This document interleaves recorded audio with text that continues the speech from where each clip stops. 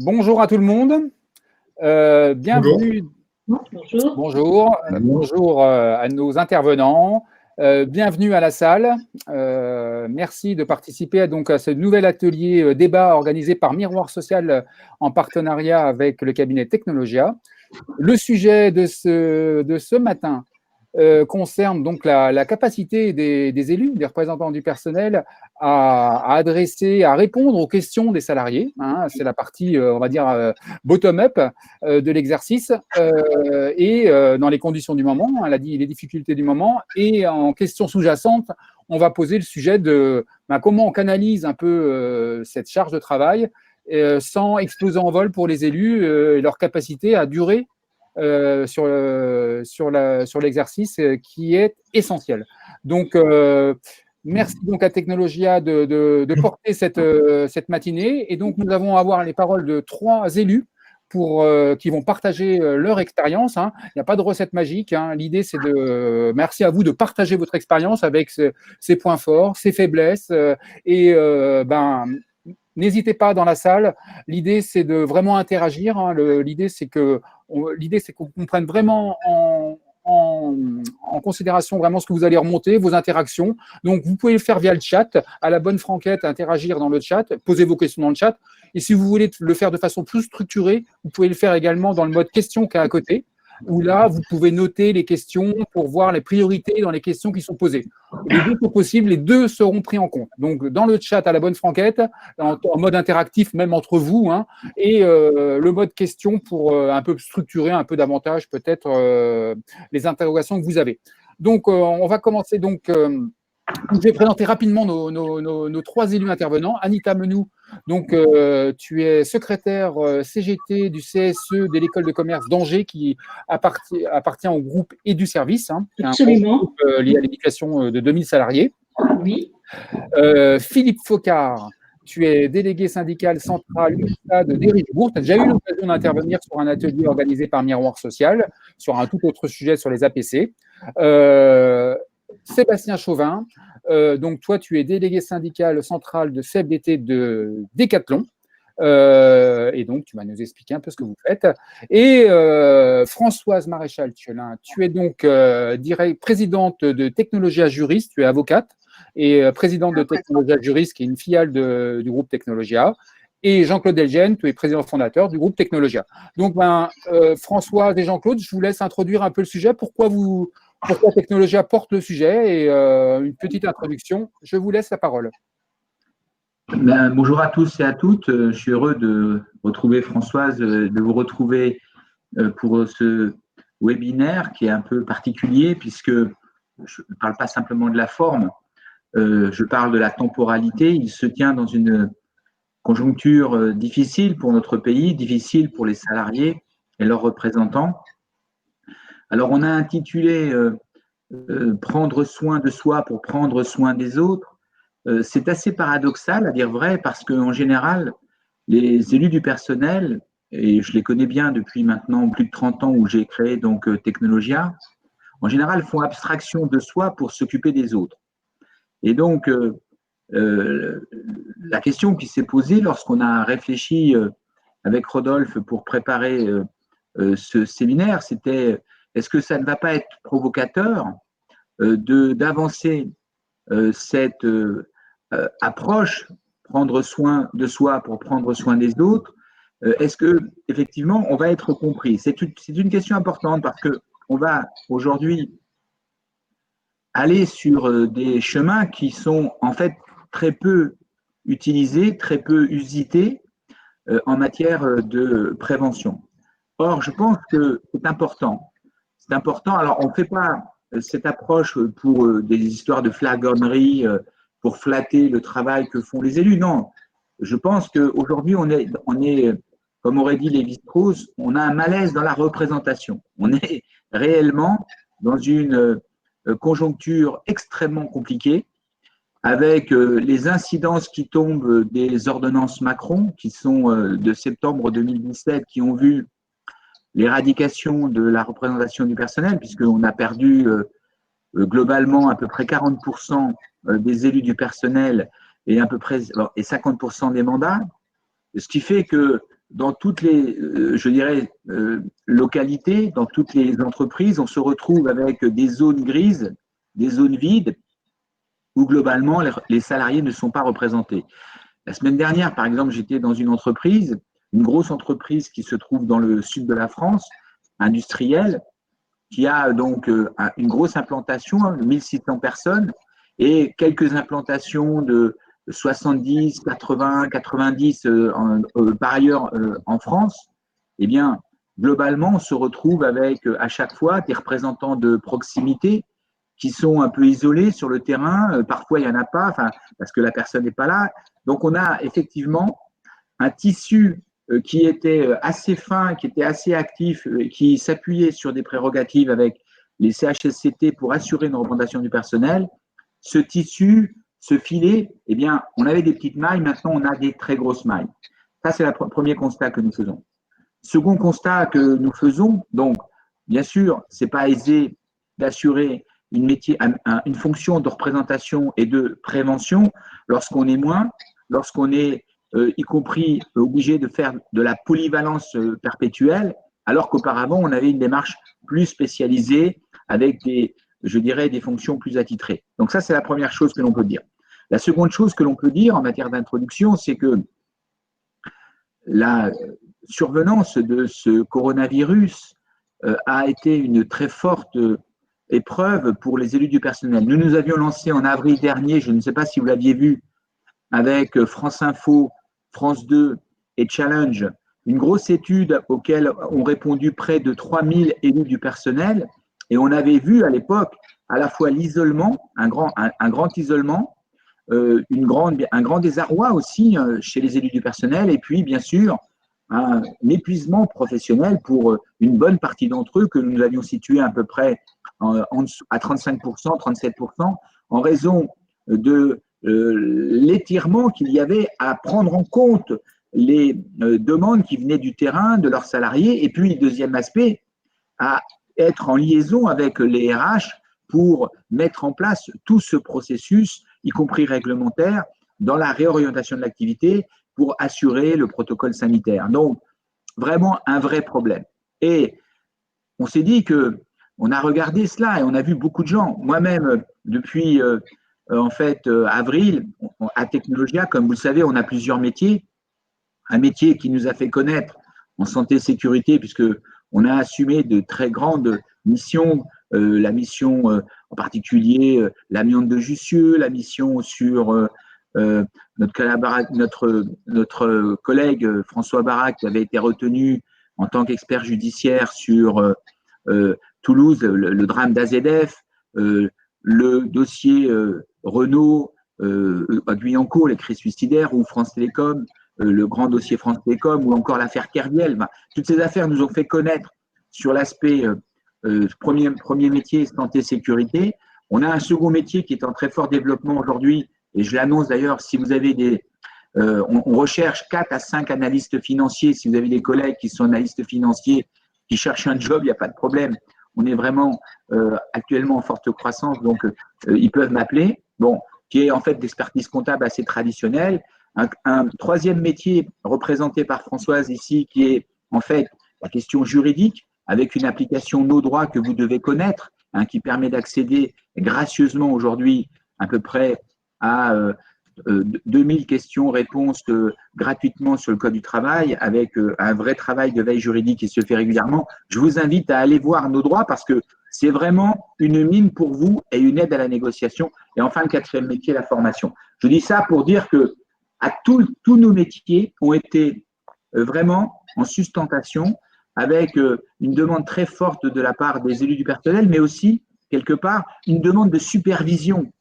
Qu'est-ce que c'est qu'une supervision? Une supervision, c'est globalement, on a besoin d'aide, mais on a besoin de réfléchir, on a besoin d'échanger, on a besoin d'être soutenu, on a besoin de pouvoir évacuer tout ce que l'on a emmagasiné du terrain. Et on s'est aperçu que cette demande de supervision, entre guillemets, était absolument nécessaire pour permettre aux élus du personnel de mener à bien leur travail, leur fonction, le travail qu'ils se sont donné. Et en absence de supervision, on a vu une remontée, y compris des pressions, il faut dire les choses comme elles sont, des gens vraiment très mal, avec une perte de sens, une perte de pouvoir d'agir, un désintérêt, une perte de plaisir dans la fonction. On a vu ça, et on a vu aussi des passages aux crises suicidaires. J'ai eu, moi, des cas depuis avril dernier. Donc, vraiment une nécessité de faire le point et de donner, d'essayer d'aider de ce point de vue-là à aller mieux en faisant quelque part office de supervision. Et c'est ça aujourd'hui que nous voulons faire avec vous, c'est vous permettre, avec nos amis Philippe, Sébastien, Anita et bien sûr grâce à Rodolphe, de faire en sorte de réfléchir sur soi pour être à même, bien sûr, déjà de se préserver, de se nourrir de cette réflexion pour pouvoir encore mieux aider les autres, parce que quand on est délégué du personnel, on est dans une démarche altruiste. Vous voyez, avant de laisser la parole, je rajouterai simplement une chose. J'ai un grand copain qui s'appelle Colia, qui est médecin urgentiste. Et lui, c'est pareil, il est dans une situation où tous les jours, il ramasse des gens, des blessés, des morts. Enfin, vous voyez, donc c'est un métier extrêmement difficile, extrêmement prenant sur le plan émotionnel, avec des exigences qui peuvent vraiment, comment dire, l'amener parfois sur la ligne de crête par rapport à l'élan de vie. Vous voyez, eh bien, en discutant avec lui, je me suis aperçu combien, effectivement, aussi, notre métier, qui est un métier, on ne fait pas par hasard, on ne fait pas le travail que nous faisons, nous, à Technologia, par hasard. C'est un métier que, en fait, on s'est donné, une mission qu'on s'est donnée, mais notre métier est le métier, la fonction des représentants du personnel, plutôt que la fonction que le métier, parce qu'en plus de ce que vous faites, vous avez votre job, et cette fonction, eh bien, ce sont aussi, ça participe au fait de ce SAMU social, de cette volonté d'aider les autres pour éviter d'avoir des dérives qui pourraient être, s'il n'y avait pas le travail des représentants du personnel, des dérives beaucoup plus dévastatrices du point de vue social, parce que vous avez un rôle qui est parfois invisible. Hein, quand je pense que certains ont comparé, je dirais, les syndicalistes du point de vue de leur action à l'action des Gilets jaunes en disant que les Gilets jaunes avaient apporté plus. Bon, je vous renvoie à certains ouvrages complètement loufoques. On voit le travail qui est fait au quotidien. S'il n'y avait pas ce travail, et encore une fois, ce n'est pas de la flagornerie, c'est un constat réel. Moi, je vois combien les remontées du terrain, et je vais laisser la parole là-dessus, sont importantes pour éviter d'avoir des problématiques de situations extrêmement délétères de travail qui conduisent dans le mur, qui conduisent à l'absentéisme, qui conduisent parfois des gens à, y compris, se poser des questions sur leur propre existence. Donc voilà, ça c'est important. Et c'est important d'échanger pour vous aider, vous, à agir au mieux. Le terme optimiser, je ne l'aime pas, mais disons à trouver des repères. On est un peu parfois comme dans la neige, on est dans une logique où on perd les repères. Et donc là, c'est ça l'idée que je veux avoir avec vous, c'est vous permettre de mieux comprendre pour mieux agir et être encore plus des cadors dans votre fonction pour pouvoir aider les élus du personnel. Merci Jean-Claude. Merci Jean-Claude. Françoise, ton rebond. Alors, justement, pour rebondir sur bonjour et merci de ton invitation, Rodolphe. Bonjour à tous. Alors, je suis avocate, certes, mais en réalité, je suis aussi médiateur. Et en tant que médiateur, nous sommes amenés à être supervisés, justement, et à participer à des groupes d'échange de pratiques. Et comme tous, au quotidien, eh bien, en tant qu'avocat, nous sommes confrontés aux conflits et à tout ce que en fait les personnes eh bien nous font comme cadeau parfois de gros cadeaux avec lesquels on rentre aussi avec eux chez nous et donc ça fait quand même un certain temps que je pratique et c'est ce qui m'a amené aussi à chercher des moyens d'être plus centré, plus enraciné et c'est la raison pour laquelle en fait j'ai aussi une formation de professeur de yoga, je pratique la méditation, enfin j'ai essayé aussi, comme nous tous, de trouver des moyens d'accompagner autant que faire se peut aussi bien mes clients que moi-même et aussi de protéger mon environnement. Et en fait, l'image qui me vient souvent, c'est, vous savez, quand on prend l'avion, quand il y a les présentations, vous savez, on nous dit toujours que avant toute chose, si vous avez des enfants ou des personnes faibles à côté de nous, il faut toujours se mettre en premier le masque à oxygène pour ensuite pouvoir aider les autres passagers et notamment nos enfants.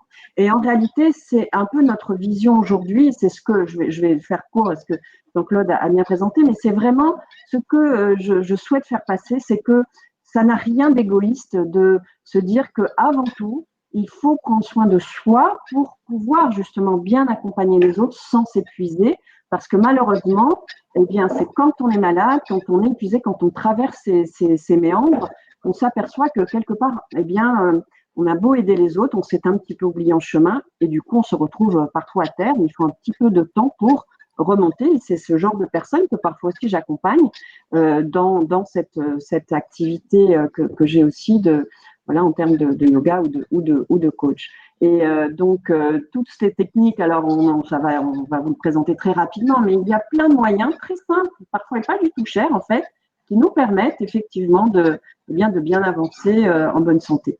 Voilà. Merci Françoise. Merci à vous deux pour cette introduction. Donc, Anita Menou, Oui. Donc, tu es responsable secrétaire du CSE Secrétaire, oui. secrétaire du CSE Oui. de l'ESTL. Donc, campus.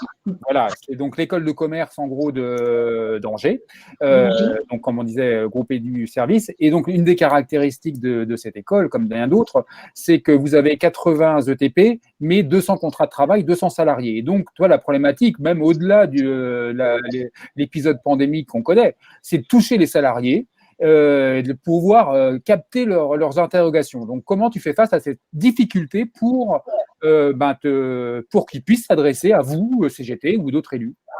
Alors, oui, effectivement, le gros problème que l'on a, c'est que effectivement l'enseignement, tout ce qui est organisme de formation, est constitué avant tout de temps partiel, c'est-à-dire des gens qui ne sont pas là en permanence. Ça veut dire que, en ce qui concerne la communication avec eux, on ne va pas forcément les rencontrer, parce que nous-mêmes, on est enseignants, on est dans notre salle de classe et on a des collègues qui sont enseignants, on dira à l'année, c'est-à-dire dont c'est le principal métier, mais qui partagent ça sur différentes écoles, dans différents groupes. Et puis, on va avoir des intervenants, des professionnels. Et ces gens-là ont un métier à côté qui les prend énormément. Ça veut dire qu'effectivement, pour les toucher, ce n'est pas évident. Alors, on s'est posé beaucoup de questions là-dessus et c'est évident. Et dans le premier temps, tout de suite, je veux remercier complètement ce qui a été dit juste avant, parce que c'est vrai qu'on s'épuise quand même, parce que pour pouvoir avoir les questions des salariés, pour pouvoir faire véritablement notre mission, il va falloir qu'ils puissent s'exprimer. Ça veut dire que comme ils ne seront pas là tout le temps, qu'ils seront pris par d'autres choses, qu'ils ont leur métier. En plus, il est évident que d'une entreprise à l'autre, les conditions, même la politique RH, la culture d'entreprise est différente. Donc déjà, les gens, à partir de ça, ont des habitudes. Donc il y a un contexte de travail et puis il y a une façon d'envisager finalement l'entreprise, parce qu'ils sont d'abord dans une entreprise, d'envisager l'entreprise et puis la mission des représentants du personnel. Donc ce qu'il nous faut, c'est communiquer sur notre mission, mais comment le faire et ne pas attendre qu'ils viennent vers nous spontanément avec des questions, mais d'aller vers eux pour pouvoir leur dire « nous sommes là ». C'est la première chose. Nous, ce qu'on a trouvé, on va dire, comme méthode, puisque vous savez qu'on a les panneaux d'affichage dans les salles, donc à disposition des gens, mais les gens travaillent, n'ont pas le temps de lire, etc. Donc, nous, ce qu'on a voulu développer chez nous, c'est une méthode, voilà, c'est d'avoir en fin de compte une boîte mail et de solliciter les gens pour s'inscrire dans notre liste CSE, ce qu'on appelle notre liste CSE. C'est-à-dire qu'on a commencé tout petit et on sollicitait les gens pour qu'ils soient finalement, on essaye de les toucher, qu'ils soient volontaires pour être inscrits. Et à ce moment-là, nous, on va régulièrement publier finalement à l'ensemble de la liste CSE des informations, des questionnements, etc. Les PV de réunion, par exemple, voilà autant de choses qui vont faire que l'information va venir vers eux et qu'ils pourront spontanément après venir vers nous parce qu'on va avoir toutes les peines du monde à les croiser véritablement. Anita, je me permets d'intervenir là. C'est aussi créer les conditions de la confiance à l'égard des organisations syndicales, Absolument. notamment la CGT. Et après, je précise également que vous êtes le seul syndicat. Tout à fait. Tout à fait. Et c'est vrai que vraiment, en amont, le travail de communication, de se présenter, parce que c'est normal, partout, il y a des images, il y a une représentation des choses. Moi, cette mission-là, elle est récente pour moi. Moi, je vais être en retraite bientôt. J'aurais traversé ma carrière en rencontrant des gens qui étaient représentants du personnel, mais ne l'avoir jamais été moi. Eh bien, c'est quand même, alors c'est gravissime, mais je pense pas être la seule. Il a fallu que j'arrive, que je sois baignée dedans pour mieux comprendre ce qu'est un CSE et quelles sont ses missions des représentants du personnel d'une façon générale. Tout à l'heure, c'était, je retrouve Jean-Claude, voilà, qui expliquait que, en plus maintenant, c'est une espèce de, le CSE, c'est une espèce de boîte à outils fourre-tout et qui va traiter plein de sujets avec des situations d'entreprise, vous le disiez tout à l'heure, vraiment actuellement, on a une aggravation vu la situation, ce qui est tout à fait normal.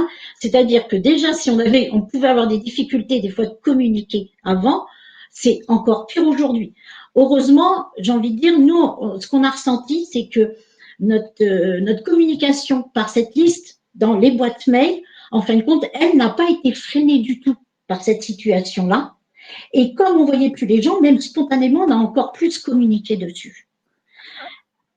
Anita, il y a combien de salariés qui sont abonnés à cette liste sur les versions Oui, tout à fait. Alors, sur le nombre total, tout à l'heure, on disait 200, mais 200, c'est un maximum, on va dire, au niveau effectif de personnes pour à peu près 80-90 ETP. Nous sommes actuellement, donc on est très content parce qu'il y a des gens qui sont peu investis normalement, on est à 145. Ouais, c'est bien. Hein. OK. Donc, ça veut dire que on est lu. Alors, on est lu, mais vous voyez, tout à l'heure, on parlait de comment pas s'épuiser, parce que faut savoir que quand on jette, on donne l'info comme ça, on cherche à communiquer, on va s'exprimer avec toutes nos convictions, ce qui est tout à fait normal, et avec tout notre investissement, parce que vous l'avez dit justement, on travaille pour les autres. En vrai, c'est une réalité. Donc, ça veut dire qu'on a notre cœur qui est impliqué dedans. Donc, faut savoir, je sollicite les autres parce que je veux communiquer avec eux, mais du coup, j'ai des retours aussi.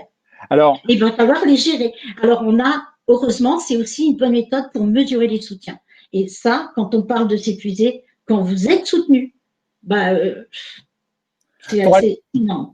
Alors, tu auras le temps d'y revenir, mais le gros des questions, a priori, qui vous remontent, c'est des questions sur le bulletin de salaire. C'est ça le gros du Oui, absolument. Parce que, voilà, on se dira, quelle que soit la situation, c'est normal, les gens, franchement, on ne peut pas leur en vouloir de travailler pour toucher un salaire, puisque c'est la réalité de vie de chacun. Alors après, j'ai envie de dire, avoir un métier qui nous plaît, c'est énorme au quotidien, bien sûr. C'est la vie. Mais voilà ce salaire. Donc, alors pourquoi nous, on a cette problématique particulière? C'est parce qu'en fait, effectivement, on a beaucoup de gens à temps partiel. Avec des gens qui sont des formateurs occasionnels seulement. Tout à l'heure, je parlais de professionnels. Mais on a aussi des gens qui travaillent sur plusieurs écoles, qui sont dans des groupes différents. Ce n'est pas un même employeur. Donc, vous avez des conditions de rémunération, je pourrais parler par exemple de prévoyance que vous financez, vous savez, soit 50% pour l'employeur, 50% à la charge, vous voyez, dans toutes ces charges sociales. En fait, ça, c'est très complexe. C'est très complexe parce que, et en plus, on a une convention. Donc, tous ces éléments-là font que les gens ont du mal à s'y retrouver, interprètent des fois des choses et sont en questionnement. Et là, ça rejoint ce que disait tout à l'heure Françoise, on a ce problème d'expertise, puis on a besoin de soutien. Parce que c'est tellement compliqué, enfin, un bulletin de salaire, hein, on le sait tous, c'est très compliqué. C'est pas parce que c'est marqué simplifié qu'il y a moins de lignes que c'est pas moins compliqué, parce qu'en fait, du coup, vous voyez même plus ce qui se passe. Moi, je crois qu'il vaut mieux avoir 2 pages. Et du coup, on aurait tous les détails. Donc là, c'est une très forte pression pour nous, ça. C'est une très forte pression parce que c'est un élément clé. Il faut savoir, en entreprise, des salariés qui sont déçus ou inquiets sur ça, c'est la pire des crises, quoi, en fait. Entendu. Merci Anita. Dorsaf, il y a des questions Alors, j'ai présenté tout le monde, sauf Dorsaf, excuse-moi, Ouais. Dorsaf. Dorsaf a un problème de connexion, donc on ne voit pas Dorsaf, malheureusement. Mais par contre, on t'entend. Et Dorsaf, donc tu es responsable de la communication de Technologia, et donc pour un peu ramener des questions, reporter des questions qui sont posées dans le chat, je te laisse la main, Dorsaf. Alors, bonjour à toutes et à tous. Je communique via le chat. Alors, désolée pour la caméra, hein, j'ai un petit problème de connexion. Alors, il y a une question pour Anita. C'était alors de Nathalie Stenou, comment bien communiquer avec nos salariés qui sont en télétravail sans charger les boîtes mail? Les cafés Teams peuvent être une solution, mais les journées ne sont pas extensibles. Oui. Et effectivement, comment le faire sans charger les boîtes mail? Et ça, vous avez complètement raison, c'est le problème. Donc, ça veut dire que moi, ce qu'on essaye de faire, c'est quand on veut faire passer une information, on va essayer d'avoir un premier mail, en fin de compte, qui doit tirer les grandes idées et pas trop. Faut pas que ça soit des tartines à lire énormes parce que les gens se découragent. Ce qui est tout à fait normal. Mais d'un autre côté, c'est embêtant parce que de résumer une information ou un questionnement d'autres salariés, si on résume, des fois, il faut faire attention de ne pas être dans l'interprétation, vous voyez, c'est un problème. Mais effectivement, alors, nous, ce qu'on essaye de dire, en fait, on ne communique pas en permanence avec ça. Va y avoir des périodes plus où vous allez avoir 2-3 mails de rang, ça c'était le cas récemment, mais autrement, les gens, ils se retrouvent plutôt avec une communication 1 à 2 fois par mois. Mais là, la situation actuelle est particulière, en fait, c'est ça le souci. Et c'est vrai que c'est compliqué. Alors, bonne idée au niveau de faire des réunions virtuelles. Là, moi, je la retiens, cette idée, parce que, voyez-vous, voilà, je trouve que c'est une bonne idée, ouais. Et ça sera plus vivant, je pense. Rapidement, il y a 2 petites questions dans le chat. Là, je me permets, Dorsaf, de les poser très rapidement. C'est comment, Anita, tu as contacté les salariés pour leur demander de s'inscrire à la mailing list? Et deuxième question, est-ce que tu communiques en tant que CSE ou en tant que CGT? Je communique en tant que CSE. D'accord. Parce que pour moi, vraiment, alors, être syndiqué n'est pas, c'est pas une anomalie dans ça, hein, c'est une réalité, bien sûr. Donc ça, c'est un choix personnel. Je ne suis pas déléguée syndicale, je suis syndiquée, d'accord? C'est un choix, mais n'empêche que pour moi, je ne communique pas qu'avec des gens CGT ou connus, etc. Ma première mission, le CSE, c'est tous les salariés. Donc, je communique bien en tant que secrétaire CSE. Et comment tu as demandé, donc comment tu as demandé aux gens de s'inscrire à la mailing list? Je les croise et je leur parle. Je leur propose. Je suis dans une situation où je n'ai pas le droit d'utiliser les adresses professionnelles, qui sont très faciles à constituer. Mais pour nous, donc ça veut dire que ça met une difficulté parce que les gens, il faut faire le geste d'écrire d'abord au CSE. Donc, on communique l'adresse CSE, d'écrire et après, et de le faire avec leur adresse personnelle. Donc, ils font un vrai choix finalement. Donc, vous voyez, voilà, il y a les deux pendants aux situations. On a fait avec ça, mais moi, ça a été parce que je suis dans l'entreprise depuis longtemps, que je connais beaucoup de gens, mes collègues, c'est pareil. J'ai envie de dire, voilà, il y a une proximité qui date pour moi de 13 ans. Merci Anita. Parole à Philippe Focard. Donc, tu es donc délégué syndical central UNSA de Derichebourg qui a fait la une de l'actualité ces derniers mois avec un APC, un accord de performance collective qui touche le site principalement de Toulouse. Le site principal, c'est Toulouse, mais vous avez également 2 autres sites, à Marignane et à Saint-Nazaire, avec l'originalité, entre guillemets, enfin, dans le cadre du passage en CSE, vous n'avez pas réussi à obtenir de représentants de proximité. Et donc, résultat des courses, sur les sites de Saint-Nazaire et de Marignane, il n'y a personne, il y a 0 élu.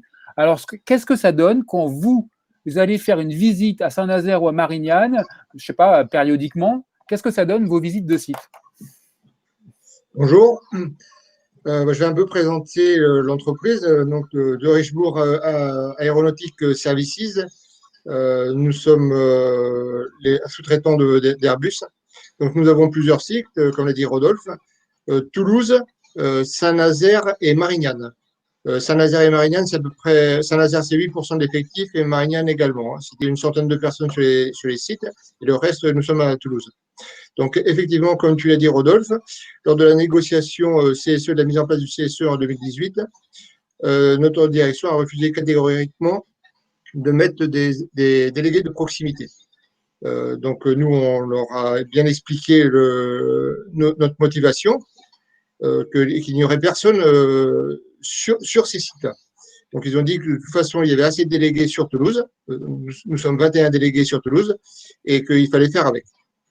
Donc, maintenant, ils s'en mordent un petit peu les doigts. Enfin, nous aussi, hein, par le même de fait, hein, puisque maintenant, on fait les déplacements sur Marignane et sur Saint-Nazaire. Alors, on ne peut pas y aller, on y va à peu près 1 fois par an, 1 à 2 fois par an.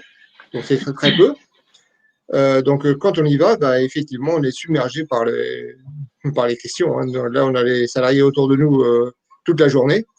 Et bon, c'est un peu n'importe quoi, j'ai envie de dire, parce que, bon, on est présent, mais on peut pas, il y a trop de questions, trop de questions. Les gens, il faudrait qu'ils aient un délégué de proximité en permanence, qui vraiment nous aiderait à nous remonter les questions, nous, à Toulouse.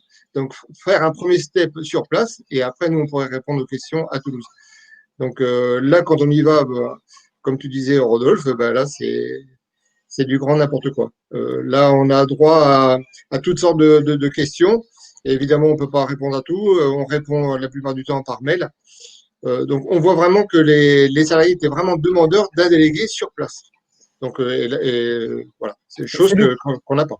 Et c'est l'occasion, quand on en a parlé ensemble en avant, pour préparer ton intervention, tu disais, ouais, vraiment, on apprend des trucs, mais qui se passent, enfin, la direction en profite largement sur le temps de travail, par rapport aux problématiques de conditions de sécurité au travail, avec des machines qu'on met en place sans avertir la commission, etc. Enfin, bref. Ah oui, ça, on apprend en venant sur place. Si on n'a pas de coup de téléphone avant, c'est vraiment le jour J, hein, le jour où on est là, où on apprend qu'il s'est passé 3 mois avant un peu une catastrophe un peu en CHSCT. Donc des machines qui fuient, des machines de décapage qui fuient, ça on l'apprend sur place. Voilà. Donc il faut intervenir auprès de l'inspection du travail. Voilà, on a mis en place, on a fait venir la PAF pour contrôler l'air. Voilà, on apprend plein de choses. Voilà. Mais c'est déjà un peu trop tard parce que les salariés ont quand même été contaminés pendant plusieurs mois. Donc on a fait stopper l'atelier justement de décapage pendant plusieurs mois avant la reprise, avant que tous les moyens soient mis en place pour travailler dans les bonnes conditions. Mais le mal était quand même déjà un peu fait parce que les salariés ont travaillé pendant plusieurs mois avec des machines qui n'étaient pas aux normes. Voilà. C'est ça les surprises. Et pour faire le lien avec l'intervention d'Anita qui disait, oui, il faut se donner les moyens de faire en sorte que les salariés soient la propension à nous solliciter, à nous interroger. Toi, tu me disais, ça vous met en colère que les salariés ne prennent pas leur téléphone pour vous appeler. Oui, quelque part, en colère, oui et non. Je trouve ça dommage, quoi. Après, nous, on a créé des moyens de communication, un peu comme Anita. Nous, on a créé un blog il y a 4 ans qui fonctionne bien. On a beaucoup d'inscrits. Et c'est surtout le groupe WhatsApp, hein. Ça, le groupe WhatsApp, ça, on s'en est aperçu au moment de l'APC, en tout début de cette année, en 2020. Nous avons créé ce groupe WhatsApp et ça a vraiment bien fonctionné. Ça, c'est ce qui fonctionne le mieux parce que c'est interactif, ça va très, très, très vite, hein. INSA. Voilà. INSA, oui. INSA, ouais. Ouais, voilà. Ok. Voilà ce qu'on a mis en place. Ok. Merci Philippe. Il y a des dorsales. Oui, une question, alors, on a une question, c'est DPC et CHSCT rassemblés dans le même mandat. N'est-ce pas finalement une équation quasi impossible sans passer à côté de véritables situations individuelles et sans se perdre en soi-même? Enfin, moi, si je peux répondre, oui et non, parce que dans tous les cas, pour notre problématique à nous, qui avons plusieurs sites, ça n'aurait pas changé grand-chose.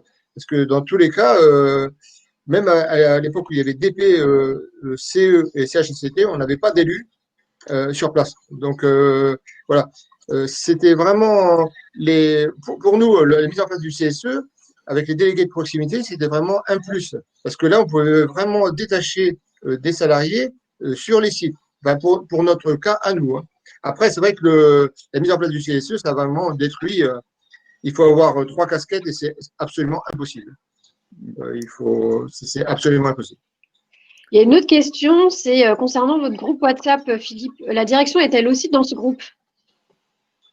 Ben, j'ai envie de dire non, et puis ils veulent absolument pas, et puis nous non plus, parce que le groupe WhatsApp, c'est justement l'occasion pour les salariés de dire tout ce qu'ils ont sur le cœur. Et ils n'ont pas envie que la direction entende. Vous devez bien avoir des taupes. Oh, ben ça, évidemment, ça, on en est sûr, mais enfin, bon, ça, c'est pas un problème.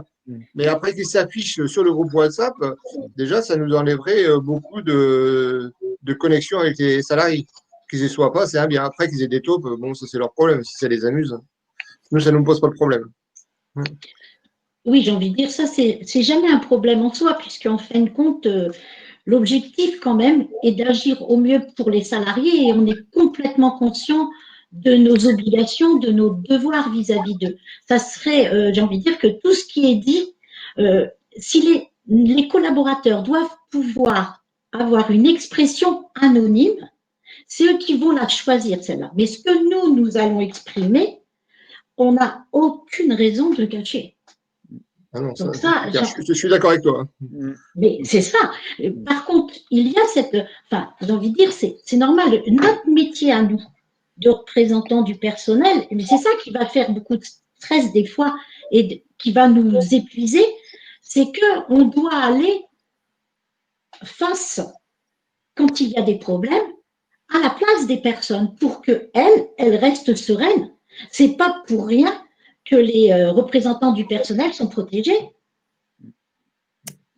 Merci Anita. Ouais, c'est vrai. Tu as parfaitement raison de préciser ça. Sébastien Chauvin, donc tu es délégué syndical central CFDT, donc des Décathlon. Une autre configuration que tu vas illustrer. Là, vous avez réussi à obtenir des représentants de proximité chez Décathlon, au regard du maillage des magasins, etc.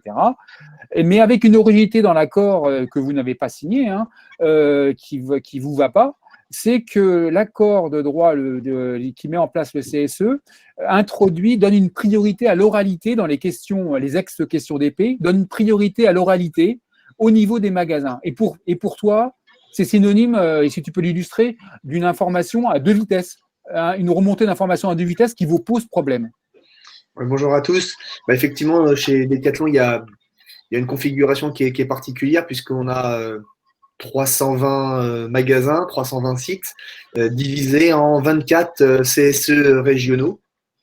Et donc, pour essayer d'avoir des informations qui remontent de partout, il y a eu la mise en place de représentants de proximité. Alors déjà, sur le nombre et sur les moyens, c'est à minimum, puisque les élus CSE sont régionaux, sont automatiquement représentants de proximité de leur site de rattachement. Et les moyens, c'est moitié moins qu'un ex-délégué du personnel, c'est-à-dire 8 heures au lieu de versus 15 avant. Et si on est élu CSE et représentant de proximité d'office, on ne cumule pas les heures en plus de représentant de proximité. Donc, ça veut dire qu'il faut faire la mission CSE et la mission représentant de proximité avec le même volume d'heures que celui qui ne serait qu'élu CSE. Donc voilà, ça c'est pour un petit peu éclairer un petit peu les choses. Et donc oui, dans l'accord de mise en place des CSE, il a été écrit que les remontées des représentants de proximité devaient se faire prioritairement à l'oral et que si la question a été traitée à l'oral, il n'y aura pas de réponse écrite et donc et pas non plus de réunion formalisée. Donc effectivement, ça fait un dialogue social de proximité à 2 vitesses puisque il y a d'un côté les représentants de proximité formés, expérimentés, qui connaissent la valeur de l'oral et la durée de prescription de celle-ci, parce qu'un directeur peut s'engager oralement à tenir telle ou telle promesse, mais une fois que le directeur de site change, les promesses ne tiennent plus. Donc, il y a ceux qui font des questions écrites tous les mois pour essayer d'améliorer un petit peu les choses. Par exemple, chez nous, il y a aussi beaucoup de temps partiel et des temps partiels subis. Donc, on demande chaque mois la liste des postes à pourvoir. On demande chaque mois la liste des personnes qui veulent augmenter la durée de leur contrat pour pouvoir faire jouer leurs priorités de temps partiel vers un temps complet. Si on n'a pas ces éléments-là écrits, Ça va être très difficile derrière, s'il y a un recours juridique, de pouvoir montrer qu'il y avait des postes à pourvoir et qu'il y avait des demandes et que celles-ci n'ont pas été respectées et que la priorité n'a pas été respectée. Donc, ça fait que, bien sûr, les écrits aident forcément à ce genre de choses et ce que ne permet pas l'oral. Et puis, bah, du coup, c'est une manœuvre de la direction pour faire du dialogue social à la machine à café avec une petite tape dans le dos. On est tous copains. Chez Decathlon, c'est beaucoup de jeunes. Hein. Si vous allez dans les magasins, vous le verrez par vous-même. Et puis, on se fait confiance, on se tutoie. Et on formalise pas parce que pourquoi Sébastien tu veux écrire ça, on se fait confiance, on a une relation saine, transparente, mais bien entendu c'est sain et transparent que pour celui qui a des obligations en la matière. Ça arrange celui qui a des obligations légales en la matière, les autres ça les arrange pas forcément. Et pour autant tu conçois bien qu'il y a un bon sens aussi à l'oralité, enfin vous êtes capable de juger de qu'est-ce qui peut être, il y a aussi, tout ne se pose pas par écrit et vous êtes bien conscient de ça. On est conscient de ça. Il y a des échanges et beaucoup d'échanges, même dans des négociations qui se font en off, parce qu'il y a des choses qu'on peut dire beaucoup plus facilement en off que de le faire en séance quand c'est retranscrit, évidemment. Mais il y a quand même un certain nombre de sujets majeurs qui doivent nécessiter des engagements écrits qui peuvent servir par la suite. Donc, il y a bien évidemment la relation dans le dialogue social, elle peut se faire à l'oral, elle peut se faire par un coup de téléphone, etc. Mais certaines choses, ça doit se faire par mail, et certaines choses, ça doit se faire à l'écrit, et ça doit se faire en réunion où les choses sont formalisées. Donc ça, c'est pas incompatible, mais c'est le côté prioritaire. C'est-à-dire que y a des choses aussi qu'on peut régler, Rodolphe, à l'oral, hein, s'engager à l'oral. Et puis, on se voit le lendemain en réunion, et puis on le fige, on le grave dans le marbre à l'écrit. C'est pas interdit. En fait, l'un n'empêche pas l'autre. Mais la volonté de la direction, c'est de dire, une fois que ça a été traité à l'oral, le sujet est clos. C'est ça qui est dérangeant en fait. C'est cette espèce de volonté d'étanchéité entre l'oral et l'écrit. Si je t'ai répondu à l'oral, je te réponds pas à l'écrit. Alors que nous, on est plutôt pour qu'il y ait les deux choses puissent être traitées et à l'oral et à l'écrit, et parfois qu'à l'oral. S'il s'agit de changer l'ampoule des toilettes, on peut le faire à l'oral. S'il s'agit de passage de temps partiel à temps complet ou de problèmes de salaire ou de sanctions, il faut bien évidemment que ce soit fait à l'écrit. Entendu. Il y a un autre point dans l'application des questions-réponses là, chez Decathlon. La direction a monté un drive, donc un espace en ligne partagé, avec l'originalité. Enfin, le salarié d'un magasin n'accède qu'aux questions-réponses de son magasin, point à la ligne, alors que normalement, ils pourront voilà. Alors, oui, quand les questions arrivent à l'écrit, donc déjà, il y a quand même un petit parcours sympa avant que les questions arrivent à l'écrit, parce que les directeurs font tout pour esquiver ces moments-là. Il y a une retranscription dans un drive, un document partagé, des questions et des réponses qu'il apporte. Et ce document, on peut voir tous les sites de son CSE si on est élu CSE. Par contre, le salarié d'un magasin ne peut voir que les questions-réponses de son magasin. Donc, tout ça parce qu'ils savent très bien que, comme je le disais en introduction, il y a un dialogue social de proximité à 2 vitesses et il ne faudrait pas que les salariés qui bénéficient d'un dialogue social à la machine à café puissent voir que d'autres puissent avoir des engagements écrits bien plus importants que les leurs. Ça commencera à mettre un petit peu le bazar. Entendu. Merci Sébastien. Dorsaf, il y a des questions? Alors, il y a plutôt une réflexion autour de l'épuisement. Donc, en fait, ce qui se dit, c'est que alors, ce qui épuise, c'est aussi de passer d'une réunion à l'autre et de traiter beaucoup de sujets en parallèle, et le sentiment de passer à côté des problématiques salariées, sans parler des tonnes de mails. Et ensuite, il y a une question, c'est comment être à l'écoute de nos salariés quand nous enchaînons réunion sur réunion. Donc, il y a vraiment cette réflexion sur l'épuisement et la souffrance.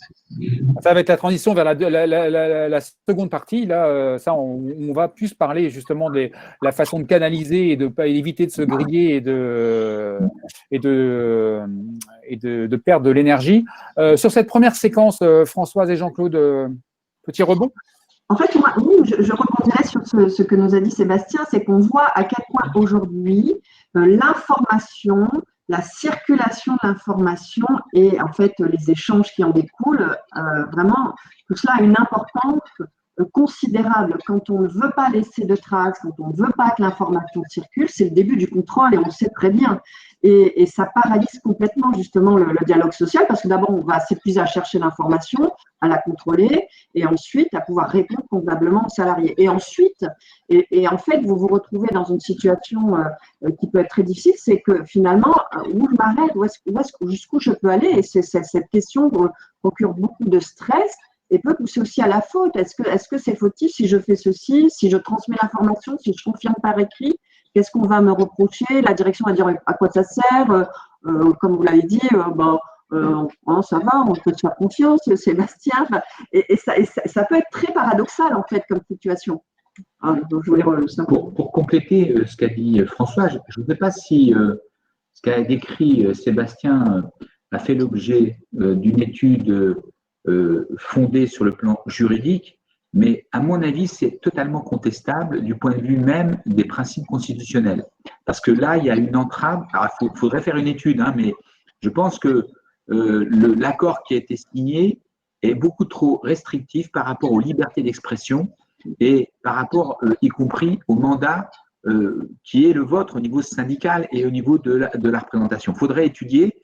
Il faudrait peut-être même poser une question de constitutionnalité, mais je pense que ça se discute vraiment parce qu'il y a une véritable entrave à l'expression, parce qu'on impose un protocole qui est très restrictif du point de vue de la remontée des informations de terrain.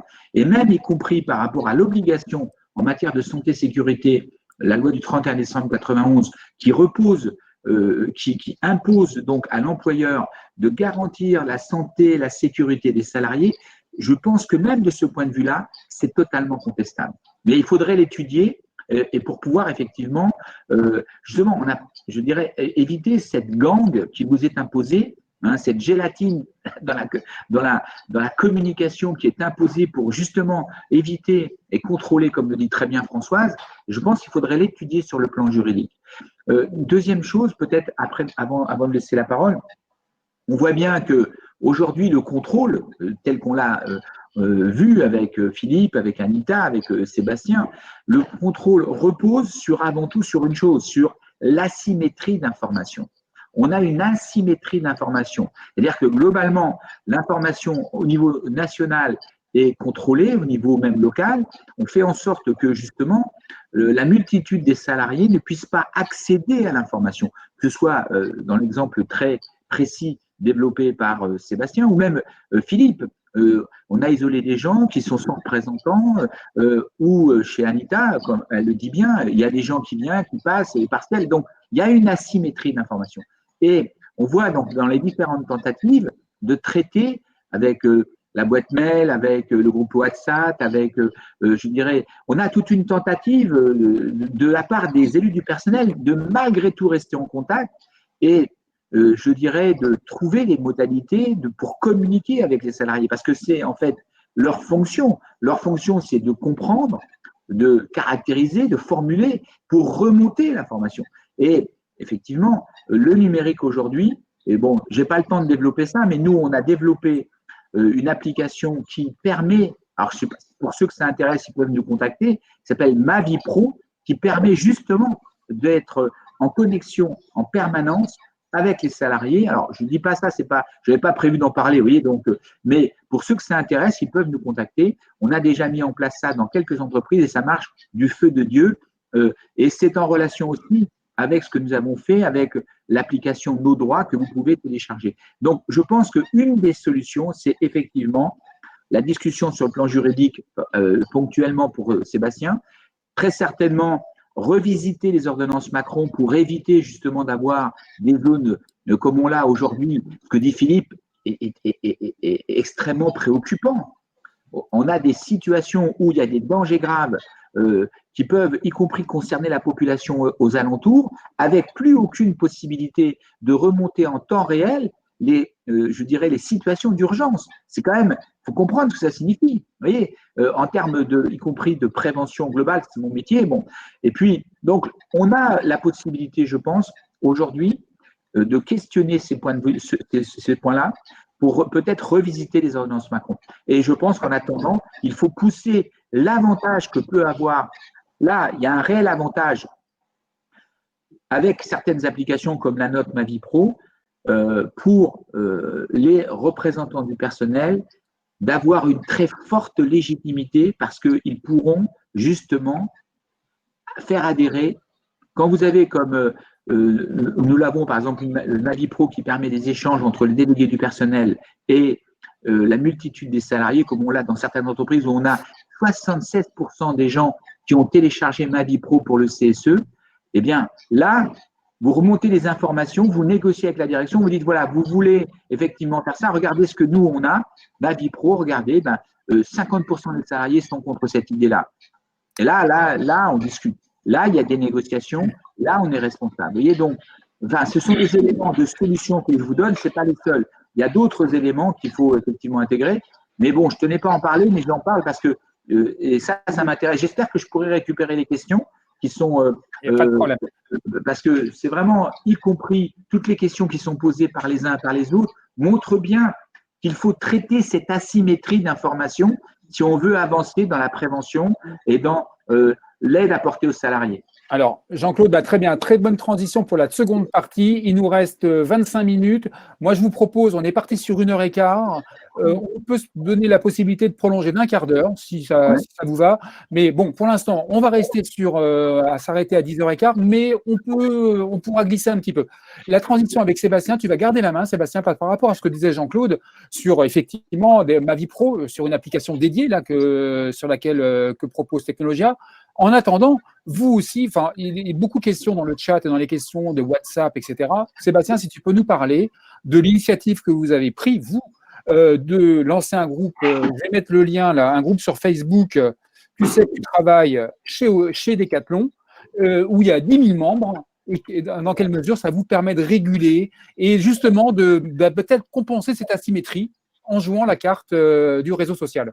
Donc, comme tout le monde l'a entendu, il y a des grosses difficultés pour les uns ou pour les autres de ne pas avoir de représentant de proximité, de ne pas avoir les moyens nécessaires pour faire la mission de représentant de proximité, et puis toutes les ruses pour ne pas, parce que le mot stratégie serait bien trop valorisant, mais toutes les ruses des directions pour limiter ces remontées d'informations et ces communications entre représentants du personnel et salariés. Alors, pour faire une petite histoire, on s'est servi d'un groupe qui avait été créé par une salariée qui s'appelait « Tu sais que tu as travaillé à Decathlon Caen ».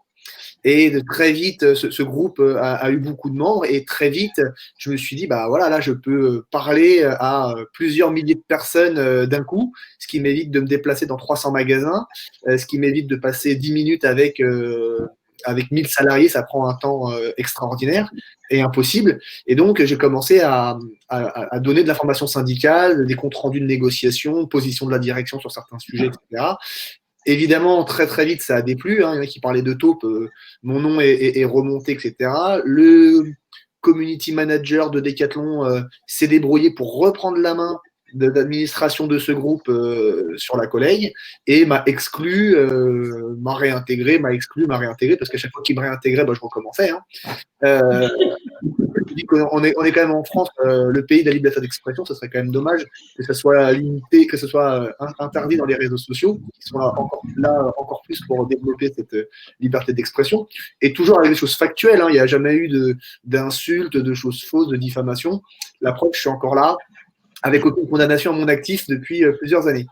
Et à un moment donné, j'ai jamais pu réintégrer ce groupe, et j'ai décidé d'en créer un autre pour le concurrencer, que j'ai appelé « Tu sais que tu as travaillé chez Decathlon Caen », puisque nous, dans l'organisation syndicale, on est aussi cérébrés et on sait écrire le français correctement. Donc déjà, le community manager de Decathlon, il a un petit désavantage avec nous, c'est que grammaticalement, ça ne tient pas le nom de son groupe.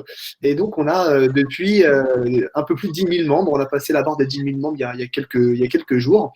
Et du coup, c'est un groupe où on balance toute l'actualité sociale et sur lequel les gens peuvent avoir l'impression souvent d'être tout seuls face à un gros rouleau compresseur qui est une grosse multinationale comme Decathlon. Et ils savent qu'il y a au moins une personne ou un groupe de personnes qui peut les aider quand ils ont une question.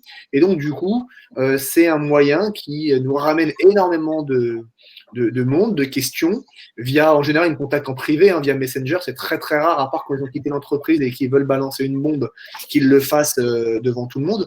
Mais c'est des dizaines de messages par Messenger par jour sur des problèmes de planning, des problèmes de fiches de paye, des problèmes managériaux, des problèmes de vacances, des problèmes que n'importe quel salarié peut rencontrer régulièrement, des sanctions, des entretiens préalables pour des ruptures conventionnelles, etc. Enfin, on est très sollicité et ça me permet en tant que délégué syndical central de redispatcher à notre collectif, aux bonnes personnes, aux bons endroits pour qu'ils aient un contact localement. Donc voilà, c'est la façon qu'on a trouvée et ça doit répondre à la question d'Éric dans le chat pour éviter de se passer son temps à se déplacer, aller voir les gens un par un. Et c'est eux qui viennent vers nous grâce à cette tribune virtuelle et régulièrement on fait des lives pour faire des comptes rendus de négociations ou autres, ou sur certains sujets, comme pendant le confinement, pour expliquer l'activité partielle, comment ça allait se passer pour les congés payés, parce qu'il y a eu un gros débat chez Decathlon, parce qu'ils avaient imposé la pause des congés payés dès le mois de mars, alors que derrière, Muriel Pénicaud, à l'époque était ministre du Travail, avait dit non, c'est 6 maximum et avec accord avec les OS. Donc, on a fait reculer Decathlon là-dessus, qui avait communiqué. Et donc, il y a eu beaucoup de questions et on a pu faire de la pédagogie, expliquer. Et puis, ça permet, j'ai vu Christophe qui en parlait aussi, que les gens aujourd'hui ont une approche différente peut-être de nos parents, enfin en tout cas des miens, de l'action syndicale et de l'action sociale, et ça permet de faire de la pédagogie, ça permet de faire comprendre nos problématiques, le pourquoi on le fait, de donner un petit peu de sens, puisque tous autant qu'on est, on est beaucoup dans la pratique, on fait beaucoup de choses, parfois on s'épuisant, mais par contre, je constate chez chacun d'entre nous, et moi le premier, c'est qu'on n'est pas très bon, voire pas assez bon, pour prendre du temps pour rendre des comptes. Pour dire voilà ce qu'on fait, voilà pourquoi je ne suis pas à l'usine, voilà pourquoi je ne suis pas au magasin, voilà pourquoi je ne suis pas dans mon bureau, parce que j'ai fait ça et on veut obtenir ça et pour l'instant on en est là. Et ça permet aussi d'avoir le soutien des collègues sur certains sujets. Par exemple, on fait des sondages et quand il y a un sondage, par exemple, on a été les premiers avant que ça soit imposé par l'État à demander et à obtenir de Decathlon que nos clients portent le masque obligatoirement dès le 11 mai. Ça a été fait par un sondage où il y a eu plus de 5000 personnes, 5000 collègues qui ont dit nous, on veut bien porter le masque, il faut aussi que les gens en face nous protègent. Et donc Decathlon a été précurseur grâce à ce petit sondage-là à imposer le port du masque aux clients avant que ça soit obligatoire quelques semaines après. Entendu.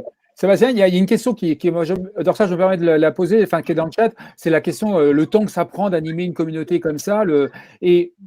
Quand on préparait, tu me expliquais l'importance pour ne pas s'épuiser avoir un collectif d'élus soudés, quoi. Tu ne peux pas être tout seul à faire ça, il faut pas être tout seul. Voilà. Non, il ne faut pas être tout seul. Alors, oui, ça prend du temps parce que il y a 10 000 membres, il y a des risques de dérive aussi dans les publications, dans les commentaires. Donc, il y a un petit travail aussi de modération, mais on est plusieurs à le faire. Et globalement, en plus, c'est un groupe qui se passe plutôt bien, c'est plutôt sain, les échanges qu'il y a. C'est très, très rare qu'on doive intervenir pour des insultes ou autres. Mais par contre, l'avantage, c'est que nous, on a une centaine d'élus chez Decathlon.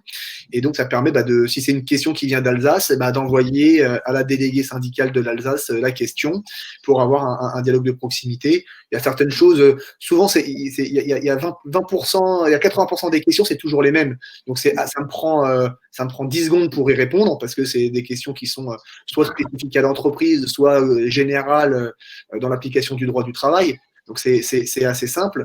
Il y a d'autres questions où c'est un peu plus complexe, mais on se garde comme promesse de ne laisser aucun salarié sans réponse. Et je pense que c'est ça aussi qui fait le succès du groupe, c'est que le bouche à oreille, ça marche. La direction essaie de nous diaboliser, évidemment, mais quand les collègues disent moi, j'ai eu un problème sur ma fiche de paye, j'ai appelé Sébastien du groupe machin, c'est super, il m'a donné une réponse dans la journée. Derrière, les gens n'hésitent plus et ça fait un effet boule de neige. Et puis, ils s'invitent entre eux. Quand on est amis Facebook, on peut inviter des gens à rejoindre le groupe. Donc, le groupe fait boule de neige. Comme ça. Et ça nous a. En tout cas, ils savent que quand ils sont seuls, quand ils sont dans une situation où ils pensent être mal embarqués face à un gros rouleau compresseur, ils savent qu'il y a une alternative, alors qu'il y a quelques années, ils pensaient être vraiment seuls et ils l'étaient quasiment à chaque fois. Entendu. Merci Sébastien. Je précise que vous avez multiplié par 3 et ça a également une incidence sur votre représentativité parce que vous avez multiplié par 3 le nombre de voix aux élections. Hein. Ouais, en gros, aux élections de 2007, on avait fait 400 et quelques voix. Aux élections de 2016, on en a fait 800. Et aux élections de 2019, on en a fait 1800. Voilà. Donc, ce qui nous permet d'assurer déjà une représentativité absolue, hein, parce que malgré il n'y a jamais eu autant de gens qui ont voté qu'aux dernières élections, parce que bien sûr la direction savait que notre mouvement prenait de l'ampleur. Ils ont fait voter tout le monde. Avant, il y avait 30% des cadres qui votaient. Aux dernières élections, il y a eu plus de 90% des cadres qui ont voté. Enfin voilà, ils ont tout tenté, mais maintenant on a réussi un objectif, c'est que quelle que soit leur manœuvre, on fera 10% et on sera autour de la table. Et ça, c'est déjà une grosse victoire pour nous et surtout pour les salariés d'avoir des personnes fiables autour de la table. Entendu, Sébastien. Je te laisse, j'ai passé la parole à Anita. Tu peux répondre, il y a une question sur quel outil vous utilisez pour le sondage. Ça peut être intéressant, je ne sais pas si c'est le truc de Facebook. Oui, c'est sur les groupes Facebook, il y a une application live et, en direct et puis une petite application de sondage. Okay. Donc, on peut le faire directement sur la page Facebook. Entendu. Alors, je confirme qu'on va rallonger d'un quart d'heure et qu'en fait, les formats d'atelier, en fait, 1h15, c'est quand même court et qu'on va passer sur 1h30. J'espère que vous serez un maximum à pouvoir continuer à nous suivre pendant un quart d'heure de plus. Anita, sur cette deuxième partie, sur le côté comment on régule, etc., Oui. tu m'expliquais, donc tu l'as expliqué en première partie, qu'il y avait beaucoup de questions sur les salaires liés au temps partiel et que la difficulté que tu avais à faire comprendre aussi aux salariés que vous ne pouvez pas tout faire et qu'à un moment, vous ne pouvez pas faire à la place d'eux. Et c'est une difficulté à faire comprendre aux salariés. Tout à fait, parce que ce qui se passe, c'est qu'effectivement, on l'a vu, et ce qui est épuisant, c'est qu'on va se trouver dans une situation où, en fait, on va répondre à des questions générales. Hein. On a vu Sébastien parler de simplement, et c'est inouï parce que ça prend du temps et beaucoup d'énergie de faire respecter la loi, tout simplement, normalement. Donc ça, c'est beaucoup. Et puis après, on a nos cas individuels, en fin de compte. Hein. C'est-à-dire qu'il y a de l'action collective, et puis il y a des gens qui vous sollicitent individuellement les concernant eux, et particulièrement quand on est sur des questions de salaire, etc., de législation là-dessus.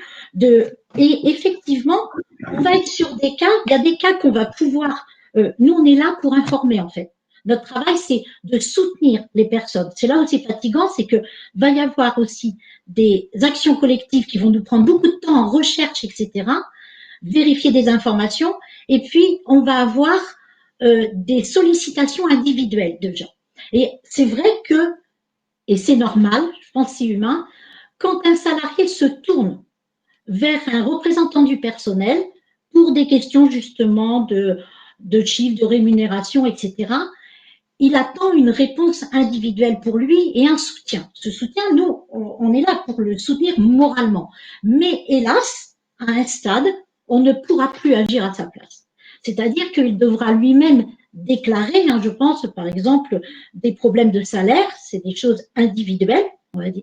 Ça veut dire qu'à ce moment-là, il va être obligé, lui, finalement, d'aller vers la direction pour demander, soit écrire, etc., et puis pour revendiquer finalement quelque chose, pour réclamer quelque chose. Et là, il est obligé de le faire lui, on ne peut pas le faire à sa place. Et là, on a une frustration qui est énorme, parce qu'en fait, on fait un travail d'information, de collecte d'informations, et je trouve que la situation de Sébastien est hyper intéressante avec ce groupe Facebook. C'est juste fantastique parce que du coup, on a la difficulté sinon à voir tout ça. Donc là, on peut échanger, avoir plein d'infos, etc. C'est absolument génial. Mais on va se trouver à un moment où notre mission, elle s'arrête parce qu'on n'a plus de pouvoir. Et là, les gens ont compté sur nous. C'est-à-dire qu'on a communiqué avec eux, ils nous ont fait confiance, ils se confient, on discute, on les soutient, et à un moment, on dit, on s'arrête là.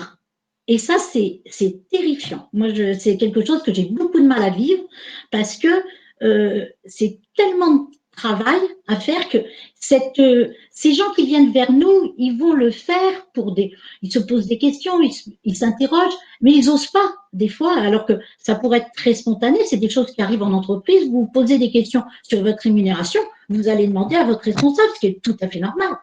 C'est une situation normale. Et hélas, ce qui se passe, c'est que quand ils viennent vers nous sur ces questions-là, c'est qu'il y a eu échec. avec la direction avant, bien souvent, puisque un individu normalement constitué, quand il comprend pas son bulletin de salaire ou quand il n'est pas d'accord avec ce qu'il y a, il va dire oh il y a une erreur, machin.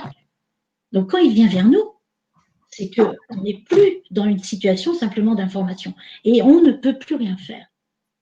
Ouais, intéressant. Ouais, Jean-Claude, tu veux… Je pense qu'un des vrais problèmes, c'est que pour les élus du personnel, à vous écouter, puis avec mon expérience, c'est que effectivement, ils sont submergés par des problèmes du quotidien, par des questions répétitives, par en fait parfois des problèmes tout à fait annexes et qui les éloignent de l'essentiel. Donc ça, c'est un premier constat. C'est-à-dire qu'il y a un flot quotidien d'urgences qui viennent et là, on est toujours à répondre. Et donc, c'est pour ça que je reviens à ce que je disais tout à l'heure. Le numérique peut permettre justement de standardiser toutes les réponses annexes, c'est ce que nous faisons avec Ma Vie Pro, pour éviter d'être submergé en permanence. C'est-à-dire que vous avez la possibilité, ainsi, en répondant et en éclusant toutes les questions qui sont répétitives, qui trouvent, c'est la loi des 80-20, une réponse immédiate, de pouvoir vous concentrer sur ce qui est essentiel. La deuxième chose, et là, c'est y compris par rapport à Sébastien, c'est que une des vraies manières de faire changer, c'est de problématiser. Par exemple, vous avez dans une entreprise des problèmes de salaire, bon, comme Anita le donne. Si à un moment donné, vous arrivez à problématiser, c'est-à-dire à dire, par exemple, je donne un exemple, nous avons tant de salariés. Sur ces tant de salariés, sur cette période de 3 mois, nous avons eu à traiter tant de problèmes de salaire, tant de problèmes, je dirais, de réclamation au niveau du salaire, ce qui représente, par exemple, 35 ou 40% des salariés. Là, on a problématisé. C'est-à-dire qu'on a donné à penser à tout le monde la nature du problème pour pouvoir aller à la source de la question, pour traiter la cause source, la cause réelle, et pour faire en sorte d'améliorer le problème à la source, c'est-à-dire dire, attendez, là, il y a manifestement une difficulté, soit de compétences, soit d'indicateurs, soit de paradigme. Il faut traiter ce problème-là, parce que sinon, sans arrêt, on va être tiré vers… Et ça, c'est de la responsabilité de la direction. Et donc, par rapport à des problématiques comme ce que dit Anita, il faut traiter à la source. Voilà pourquoi c'est important, y compris, alors là je plaide un peu pour moi, pour ma boutique, pour notre boutique avec Françoise, il est important aussi d'aller chercher les causes de dysfonctionnement dans des expertises avec nous ou avec d'autres, pour questionner ces problématiques de représentation et de dialogue social, pour, je dirais, donner une goutte de vinaigre pour décanter les situations et éviter d'avoir des situations délétères qui sont, encore une fois, parfois vraiment voulues. Hein, quand on voit Sébastien, je dirais, la maîtrise du dialogue ascendant pour éviter d'avoir, je dirais, à traiter des problèmes, on voit bien là la question. Donc, l'idée, c'est ça, c'est de vraiment poser les questions, de les problématiser, et puis par ailleurs, sur le plan numérique, d'éviter d'être submergé en permanence. Parce que ça épuise, hein, c'est dit dans les questions. Et c'est pour ça que, pour ceux que ça intéresse, vraiment, revenez vers moi sur Ma Vie Pro, parce que vous verrez, c'est la réponse, et y compris à la question éthique. Comment on fait sans s'exposer? Comment on fait sans donner de l'information, je dirais, RGPD, etc., au groupe américain? Comment on fait, comme le disait Jean-Paul Vouillet tout à l'heure, pour éviter la traçabilité? Eh bien, il y a des réponses sur le plan numérique. Nous, on les a mis en place, elles ont un grand succès, mais bon, je ne veux pas faire de la réclame ici, simplement par rapport à ce qu'on se dit. Simplement, nous y avons réfléchi et on est vraiment, je pense, en avance là-dessus. Entendu, merci. Oui, Françoise. Justement, l'accompagnement, l'épuisement et parfois la frustration, le désespoir que peuvent ressentir les élus, les représentants du personnel. Parfois, en fait, on accompagne une personne et puis, bim, elle s'arrête, elle ne veut pas aller plus loin, ce qui est souvent décrit. Et du coup, le représentant peut mal le vivre. Mais en réalité, si on commence à vraiment s'intéresser au fonctionnement cognitif, à la façon dont les gens vivent leurs conflits, à la façon dont ils se sentent exposés, en fait, cette peur d'aller plus loin est normale et naturelle. Et c'est là où il faut pouvoir justement l'accompagner, l'aiguiller évidemment vers peut-être des personnes qui vont mieux s'y prendre. On a eu le cas, vous savez, pour des personnes qui sont harcelées moralement ou sexuellement et qui ne font rien. Vous savez, on dit, ah ben la rentrée. où il n'a rien fait, et puis ça a duré, ça a duré. Et en même temps, oui, c'est normal, parce que, en fait, le fonctionnement humain, eh bien, chez certaines personnes, tout se bloque. Voilà. Et du coup, une des façons de réagir face à l'attaque, c'est en fait d'être immobile. Il n'y a pas que la fuite et l'action, en fait, et l'attaque, hein. Il y a aussi rester bloqué, c'est la sidération dans les attaques sexuelles, par exemple, hein, que l'on a décrit. Donc, en fait, c'est vrai que ces groupes d'échange, moi, je les trouve vraiment très intéressants. D'autres professions ou d'autres personnes dans des petits groupes, on les a mis en place. Et c'est vraiment très riche. C'est vraiment l'intelligence collective qui se met en action et avec, évidemment, parfois des intrus, hein, qui peuvent récupérer des informations, mais finalement, c'est aussi très nourrissant, hein, pour nous, pour les salariés. C'est vrai que, oui. Anita, excuse-moi, par contre, comme le temps, quand même, j'ai rajouté un quart d'heure, mais il va vite passer non plus. Il va vite passer. Alors, vas-y, mais très rapidement. Alors, très rapidement, parce que je pense que ça recoupe un peu, parce que j'ai bien écouté effectivement ces éléments-là. Et on voit aussi, au travers de ça, donc la notion de se faire aider, hein, par des experts, hein, ça on est d'accord, c'est très important. Je pense que là, les membres de CSE doivent ne pas hésiter à recourir à ce genre d'aide extérieure qui va les aider à organiser et à penser aussi. Parce que on est complètement dans le jus et avec notre cœur complètement, avec notre passion et avec ce qu'on entend. Enfin, moi, évidemment, je vais pas dire ce que mes collègues, certains peuvent me dire, mais que je sens en souffrance réelle. Donc là, à ce moment-là, il y a le côté humain qui fait que tout d'un coup, il faudrait être réaliste, organisé, mais c'est épidermique, quoi. C'est-à-dire qu'on réagit avec beaucoup de tristesse pour nous parce qu'on veut aider les gens. Donc, il y a cet élément-là, mais effectivement, je dirais derrière ça, donc organiser mieux et c'est l'écrit. Et en fait, rapidement, Anita, parce que c'est trop long. Ouais. Juste dire que effectivement, les réunions plénières sont importantes et il faut marquer. C'est-à-dire qu'il faut aborder les sujets, reprendre toutes les questions des salariés, mais pas que des questions, mais les thèmes du coup, les sujets, et inscrire les réponses du coup qui sont données. Et là, les gens peuvent les consulter tranquillement après. Entendu. Non, mais il n'y a pas de problème, Anita. C'est l'exercice et il faut y aller comme ça. Il n'y a pas de problème. Philippe, sur la partie régulation dont il est question, tu as une expression que j'ai retenue dans ce que quand on a cadré. Tu as dit c'est essentiel de savoir trier les patates. Alors, que ça veut dire quoi, trier les patates dans les questions? Ouais, moi, avant, je vais revenir sur la communication. Bon, si tu veux. Ouais, une minute. Hein. Ouais. Nous, au travers du droit syndical, la mise en place de l'accord du droit syndical en 2018, on avait fait une proposition à la direction, qui a été refusée, parce qu'on comprend pourquoi, de donner des heures pas de délégation, mais des heures pour rencontrer les délégués aux salariés.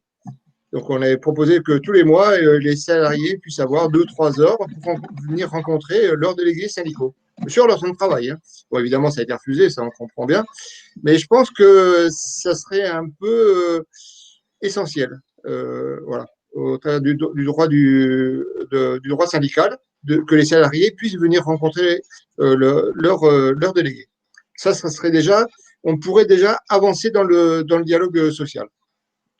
Bon, pour revenir sur le triage des patates. Donc, le triage des patates, dans tous les cas, de toute façon, à chaque fois qu'un salarié appelle, il y a quelque chose, même si c'est anodin, même si on a l'impression qu'il n'y a rien, il y a toujours quelque chose derrière.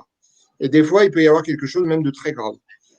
Parce qu'on a l'impression qu'il nous appelle tiens, pourquoi il nous appelle? Enfin, à chaque fois qu'il appelle, de toute façon, c'est qu'il y a quelque chose d'autre derrière. Et ça, avec l'expérience, j'ai vraiment constaté qu'il y a toujours quelque chose. Après, bon, il faut trier les priorités. Quand j'ai trié les patates, c'est vraiment trier les priorités.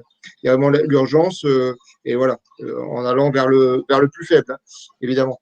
Et non, mais sachant qu'il y a de la mauvaise foi quand même de salariés. Ça ne faut pas être dupe aussi, il y a de la mauvaise foi de certains salariés. Voilà, c'est là que je voulais en venir, c'est que vraiment, de temps en temps, c'est poser des questions pour poser une question, en sachant très bien que le salarié a la réponse. Voilà. Et même des fois, la réponse de la direction. C'est pour mettre en porte-à-faux très souvent les délégués. Voilà. C'est pour ça qu'il faut vraiment faire attention au contact avec les salariés, parce que derrière, il peut se cacher vraiment aussi vraiment de la mauvaise foi, comme tu dis, Rodolphe. Et pourtant, vous comme tu disais, ouais, c'est pas anodin. Et a priori, l'UNSA, on vous met l'étiquette de défenseur des causes perdues. Ça veut dire quoi?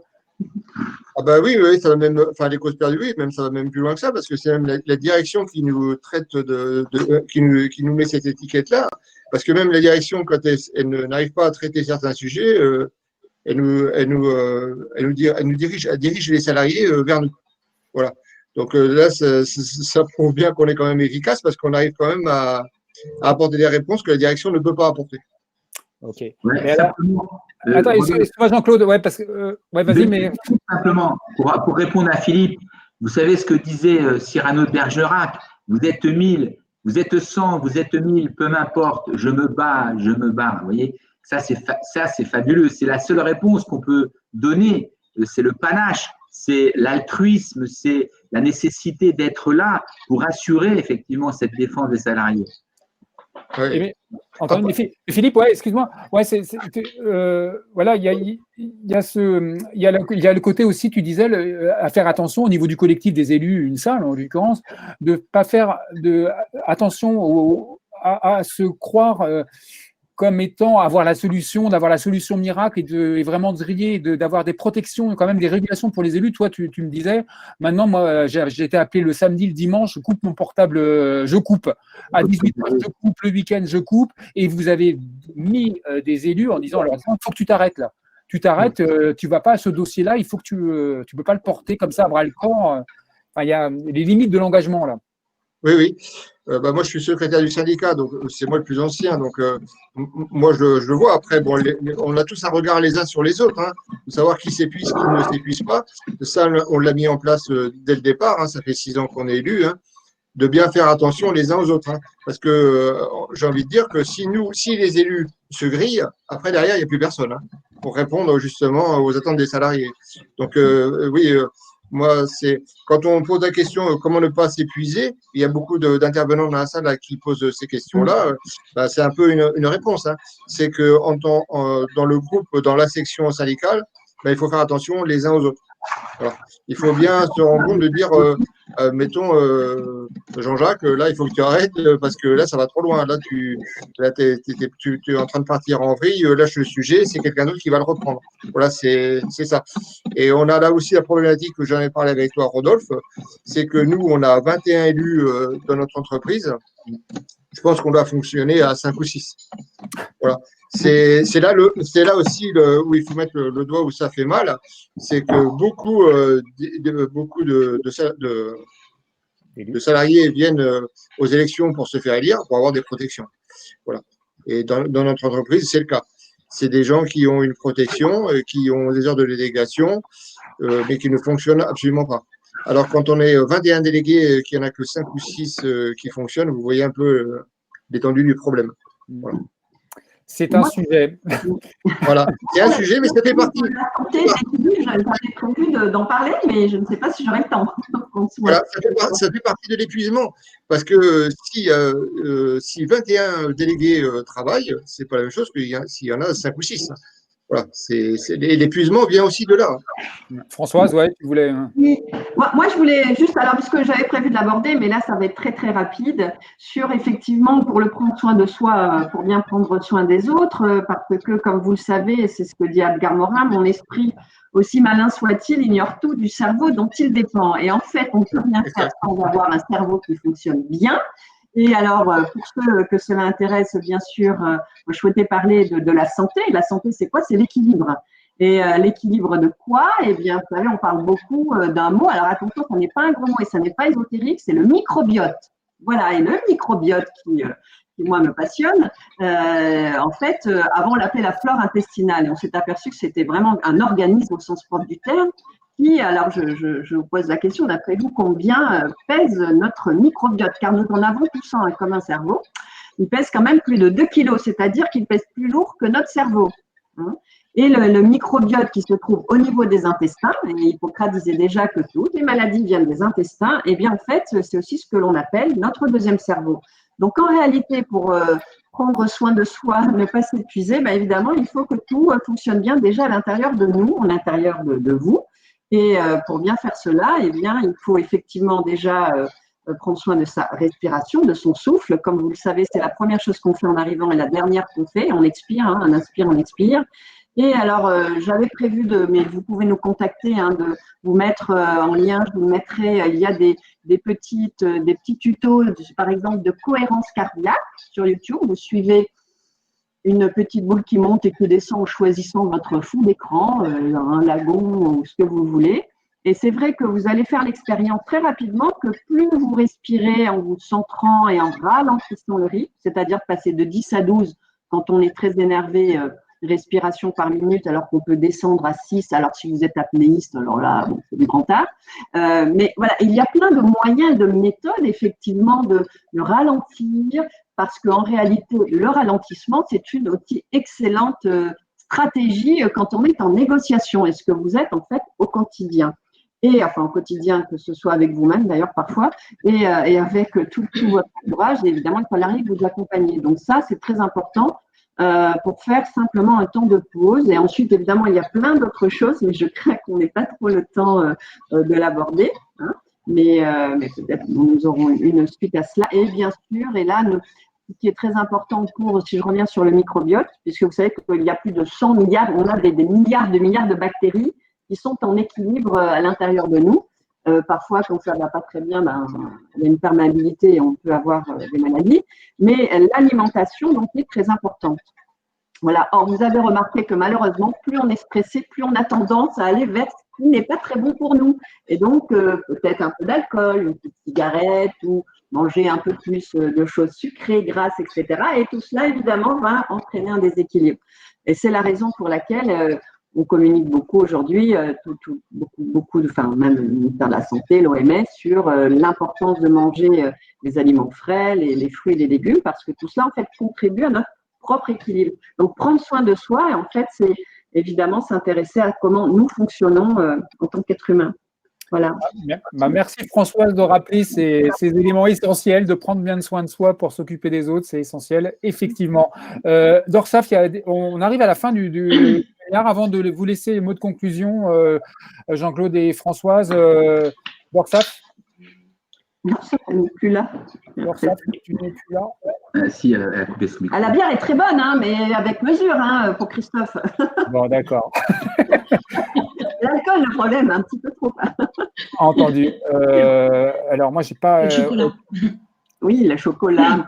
C'est bon, c'est toujours avec mesure. Voilà, pardon. Entendu. Entendu. Bah, écoutez, moi, ce que je vous propose, peut-être un petit tour pour conclure. Anita, Philippe, Sébastien, est-ce que ça… Voilà, un petit mot de conclusion, histoire de frustration très rapide. Moi, je dirais que je suis vraiment ravie de cet échange, hein, parce qu'on a vraiment besoin d'entendre les autres aussi. Hein. C'est que recouper les expériences, c'est très intéressant et c'est vrai que c'est de ces échanges finalement qu'on va trouver à chacun peut-être notre façon, notre solution adaptée dans nos circonstances pour effectivement mieux gérer et donc être beaucoup plus efficient pour les salariés.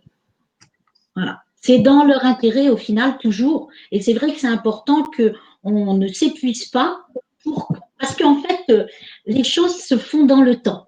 C'est une réalité, c'est ça, les choses se font dans le temps. Il faut être patient et donc il ne faut pas s'épuiser. Entendu. Philippe, il nous reste 4 minutes. Ben, moi, j'ai envie de dire que le patronat, avec l'aide des différents politiques, depuis des années, ont voulu éliminer les délégués syndicaux. Ils y sont presque arrivés. Hein. Voilà. Ouais. En réduisant le nombre et en les épuisant. On parle d'épuisement, en les épuisant et voilà. On va devenir des dinosaures. Voilà ma conclusion. Sébastien, un message plus optimiste? Ouais, un message plus optimiste parce que je pense que on est passé de 400 voix à 1800 voix.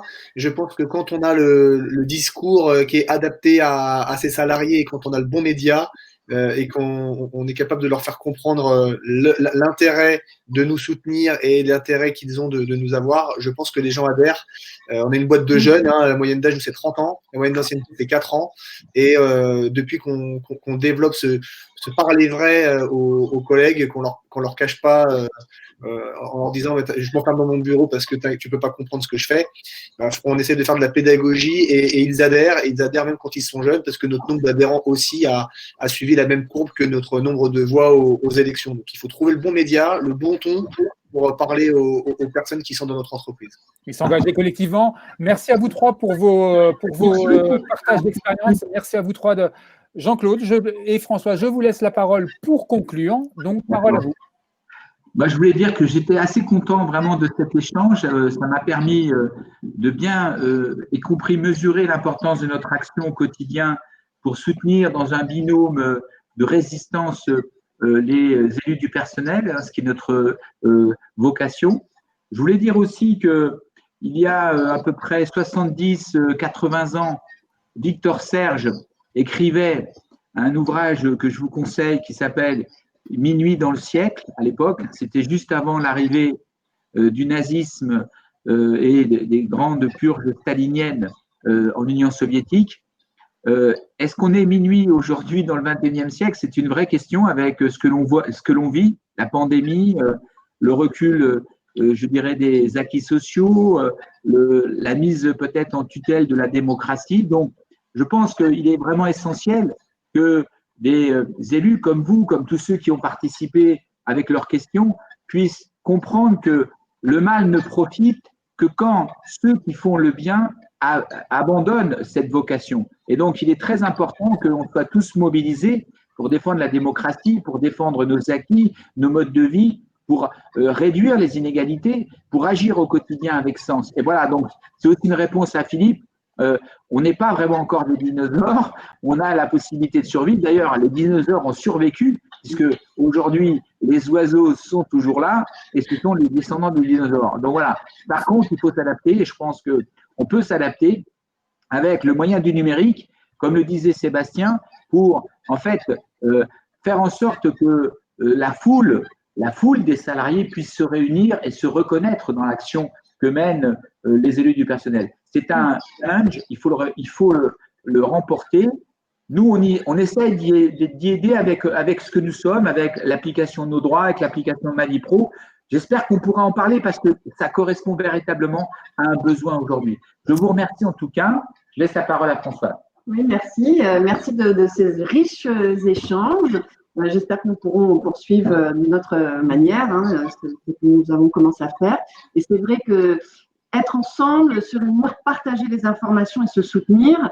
Alors c'est vrai que puisque je pilote l'application Nos droits, en fait, c'était vraiment cela que nous avons souhaité faire, c'est-à-dire mettre à disposition gratuitement une information pertinente, parce que ce qui est vraiment utile dans la communication, c'est l'information pertinente, celle qui va faire une différence pour celui qui la reçoit, celui et celle qui la reçoivent. Et en fait, c'est en échangeant et en partageant que les choses peuvent évidemment avancer, changer et aussi se mettre en place et agir, parce que l'action aussi est nécessaire, et pour agir, il faut souvent être soutenir et se soutenir, et c'est vraiment ce que nous souhaitons faire, et c'est notre action en fait, le sens que nous mettons aussi, parce que mettre du sens dans ce que l'on fait, c'est vraiment vital, c'est quand on a une perte de sens que plus rien ne va. Alors, simplement, il nous reste une minute. On ne peut pas y accéder par mail, c'est par les CSE. C'est MaviPro, chaque CSE a une MaviPro. Il faut passer. Mais on en reparlera. À bientôt. Oui. Entendu. En tout cas, merci à Technologia d'avoir porté ce débat très intéressant. Synthèse à suivre, elle ne va pas être facile, elle va être très réductrice, je vous l'assure, mais à suivre de façon écrite. Vous allez recevoir le replay. Merci aux intervenants, merci à la salle, à vos participations dans la salle. Ça a été super riche dans le chat et dans les questions. Au risque d'avoir frustré pas mal de ne pas avoir apporté toutes les réponses. Merci à Dorsaf qu'on a perdu en route. J'arrive pas à te réactiver, Dorsaf, mais merci à toi d'avoir relayé les questions de la salle. Et écoutez, à bientôt et à un prochain webinaire. Vendredi prochain, un peu sur le même sujet, vendredi prochain, un webinaire, un atelier sur comment on fait le lien entre l'individuel et le collectif. La semaine prochaine, vous recevrez l'invitation. À bientôt, bonne journée. Merci. Au revoir.